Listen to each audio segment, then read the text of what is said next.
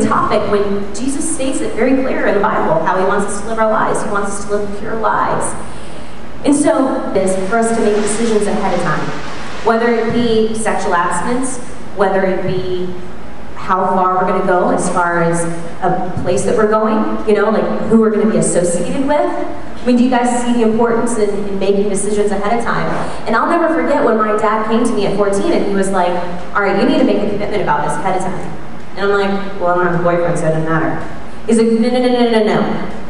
You need to make a commitment about this ahead of time. And I hadn't kissed a boy at that point, so after I did, I realized why he said, make that commitment ahead of time. Do y'all know what I'm talking about? Yeah, you do. Don't even lie. I'm seeing these faces. But we as adults teach people that if we allow them to say certain things in front of us or allow them to act a certain way in front of us, we're teaching them that's okay. And you know, this is funny, when I was in high school, and mind you, I was kind of the class clown, imagine that. People would always say, like, the Lord's name in bathing class, and I think the teachers were just so worn out that they wouldn't even say much of anything. So they'd be like, GD, or they'd be like, oh, God, or oh, Jesus. You know, you hear that all the time, people using it. And I would just be like, loves you. They would be like, and so initially, I mean, don't get me wrong, as a freshman, they were like, okay, you know, and they kind of made fun of me. But let me tell you, by my senior year, there were other students in the class going, we know Christina, he loves us, or even the class in unison. Somebody would be like, oh, God.